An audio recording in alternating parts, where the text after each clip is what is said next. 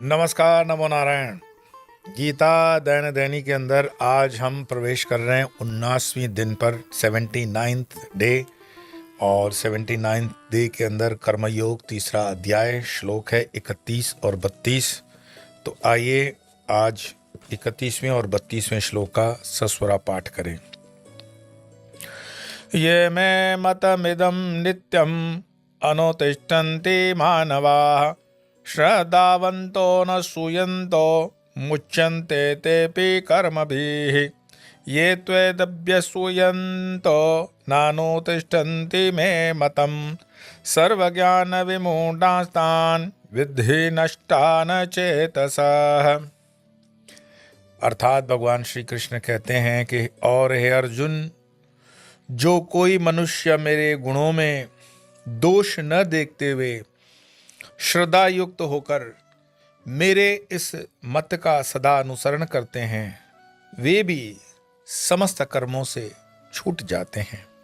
परंतु जो मनुष्य मुझ में दोष दृष्टि से युक्त होकर मेरे इस मत का अनुसरण नहीं करते, उन मूर्खों को तो सभी ज्ञानों में मोहित, भ्रमित और नष्ट हुई समझ।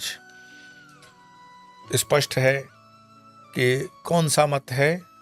कल हमने उसका श्लोक सुना था कि तू समस्त कर्मों को अध्यात्म चित्त द्वारा, अर्थात मैं सब कर्म ईश्वर के लिए सेवक की तरह कर रहा हूं, इस बुद्धि से सर्वात्म रूप सर्वज्ञ परमेश्वर को अर्पण करके आशा रहित, ममता रहित और चिंता संताप रहित तू युद्ध कर। जो भी कर रहा हूं मैं परमात्मा के लिए कर रहा हूं। पिछले 2-3 दिनों से मैंने प्रयास किया कि कैसे प्रत्येक कर्म को, छोटे से छोटे कर्म को हम परमात्मा के साथ जोड़ सकते हैं, उस परमात्मा की भावना के साथ जुड़ करके उसको हम नया आयाम, नई दिशा, नई ऊंचाई दे सकते हैं। और अगर इन श्लोकों पे अगर हम ध्यान दें तो भगवान यही कह रहे हैं कि तुम बस इतनी श्रद्धा रखो कि परमपिता परमेश्वर की जो इच्छा है वही सर्वोपरि है। मैं मात्र और मात्र अपना जो है इसमें कर्तव्य करने का ही करता हूँ। फल की इच्छा मेरी कोई मैं नहीं रख सकता, मैं निर्णय नहीं कर सकता हूँ। जैसे मान लो किसी बैंक के अंदर कोई कर्मचारी, तो बैंक के बहुत होते हैं, पर उसमें जो कैशियर है, उस कैशियर को कैश लेने और देने का काम है। आप बैंक में जाते हो, भले आजकल जीपे वगैरह हो गए, यूपीआई की सिस्टम्स हो गई, फिर भी बैंकें तो काम कर रही है। तो उसमें कैशियर जो है वो कैश लेता भी है या देता भी है। कभी भी आपने देखा होगा कि वो कैश इस तरह से नहीं लेता है कि वो ले रहा है तो घर ले जाएगा, या देते हुए ये नहीं कहता है कि 1 लाख रुपए का चेक है तो 90,000 ले जाओ ना, 10,000 आज थोड़े कम हैं, कल दे दूंगा। ऐसा तो नहीं होता। और ऐसा भी नहीं है कि कभी 1 लाख का आप चेक लाख गए तो 1,10,000 आपने दे दिया किसी को। अपवाद स्वरूप होता है। मुझे एक इंसिडेंट याद आता है, वलसाड़ के अंदर किसी मानसिक रोग के कारण या बहुत प्रेशर के कारण एक बैंक के अंदर एक दिन के लिए एक कैशियर ने ऐसा किया था। जो भी गरीब आता उसको उसने कैश से ज़्यादा दे दिया, पर बाद में वो साइकिक घोषित भी हो गया था। तो नियम यही है कि जो कैशियर होता है वो उससे अटैच नहीं होता है। जीवन में हम भी जो कार्य करते हैं, मान लीजिए जैसे मैंने कहा, मैं टीचर हूँ, मैं ऑफिस में काम करता हूँ, मैं आईएएस हूँ, आईपीएस हूँ। मेरा किसी भी कार्य में व्यक्तिगत न द्वेष है, न राग है, न रोष है, न अटैचमेंट है, कुछ भी नहीं।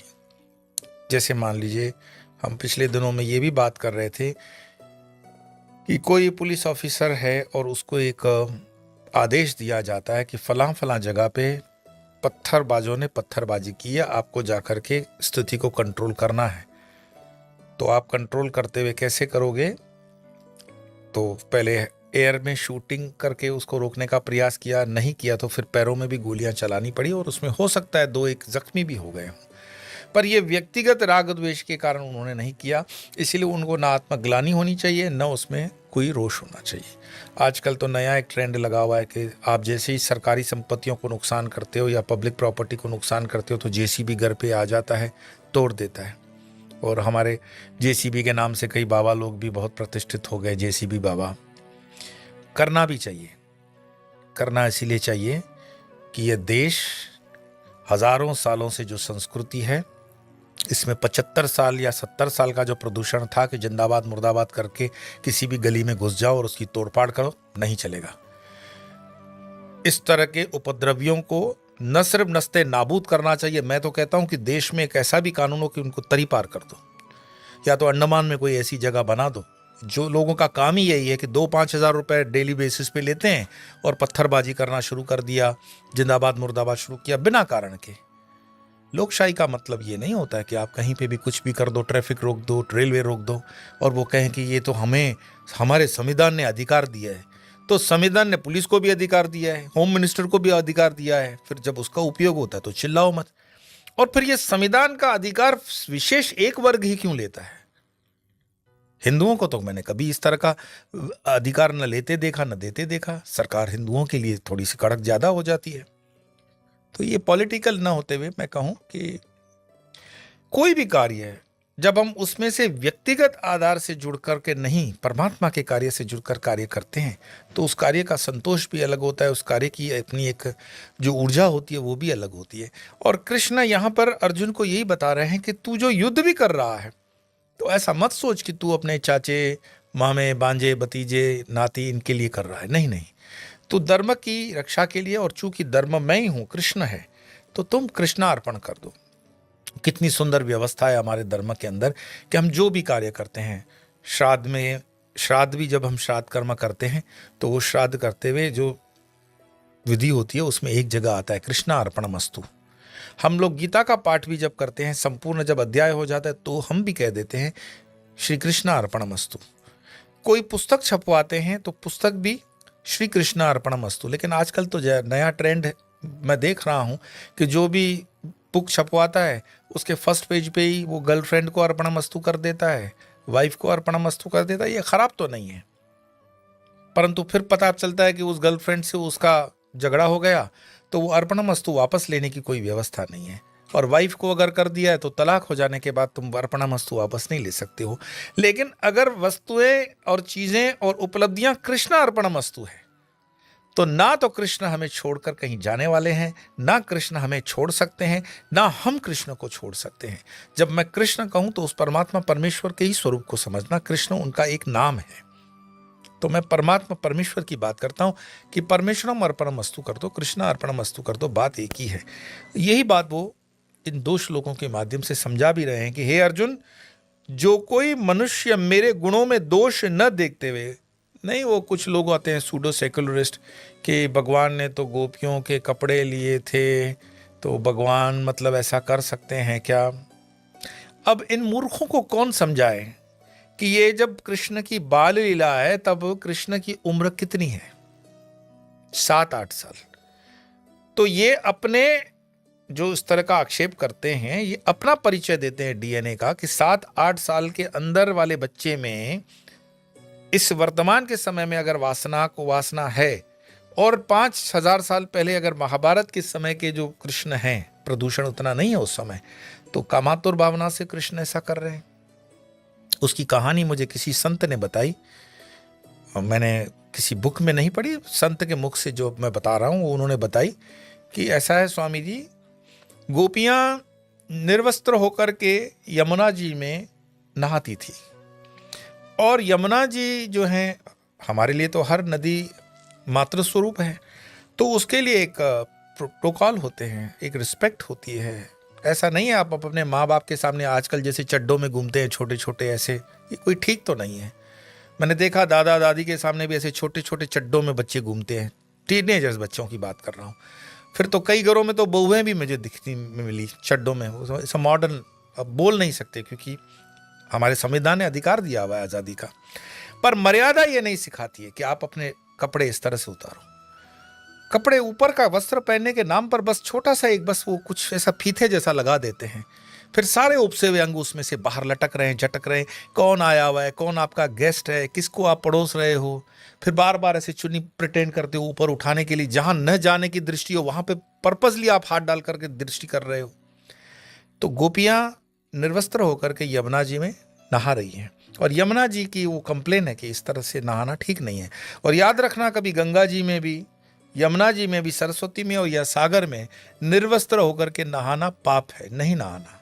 निर्वस्त्र होकर के नहीं नहाना चाहिए, टोटली निर्वस्त्र होकर के नहीं नहाना चाहिए। मेरे एक और मित्र है, वो तो कहते हैं कि हमारे धर्म में बाथरूम के अंदर भी टोटल निर्वस्त्र होकर के नहाना पाप माना जाता है। अब हर एक के बाथरूम में तो हम नहीं घुस सकते, जो जैसे नहाए उसकी मर्जी, पर नहीं नहाना चाहिए।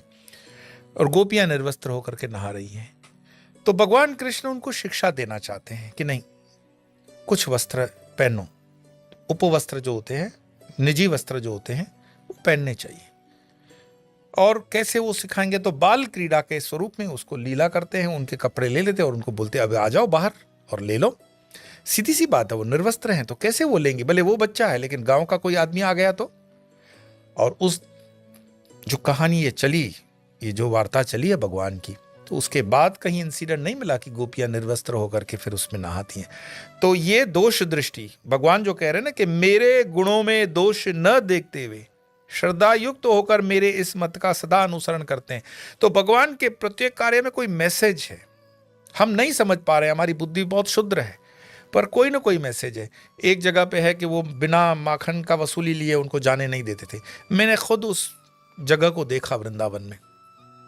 उसके पीछे का आशय भी ऐसा ही था कि ये माखन गोकुल से मथुरा नहीं जाना चाहिए, क्योंकि मथुरा में कंस के सैनिक इस माखन को खा करके रुष्ट पुष्ट हो रहे हैं और वो जुल्म कर रहे हैं जनता जनार्दन पर। बस उसमें हेतु तो यही है, कहानी को बड़ा करता जाऊंगा तो बड़ा होता जाएगा। कृष्ण के प्रत्येक कृत्य के अंदर एक मैसेज है, एक फिलॉसफी है, एक उसमें गहरा तत्व छिपा हुआ है। तो उसमें वो दृष्टि रख करके हम जब कार्य करते हैं, और हमारे दिए हुए परमात्मा द्वारा जो निश्चित कार्य भी हैं, मान लो गृहस्थी में हो, वानप्रस्थी में हो, ब्रह्मचार्य में हो, संन्यास्त में हो, उस कार्यों को ईमानदारी पूर्वक प्रयास करो पूरा करने की, बिना किसी द्वेष भाव के, और जो करो कृष्ण अर्पण कर दो। यही इस श्लोक का मर्म सीधे सीधे समझ में आता है। तो आइए आज के इन श्लोकों को विराम करते हैं और पाठ करते हैं। ये मे मतमिदं नित्यं अनुतिष्ठन्ते मानवा श्रद्धावन्तो न श्रूयन्तो मुच्यन्ते तेऽपि कर्मभिः ये त्वेद्य श्रूयन्तो नानुतिष्ठन्ति मे मतं सर्वज्ञानविमूढांस्तान् विद्धि नष्टान् चेतसः। आज इतना ही, कल फिर मिलेंगे, तब तक के लिए नमो नारायण।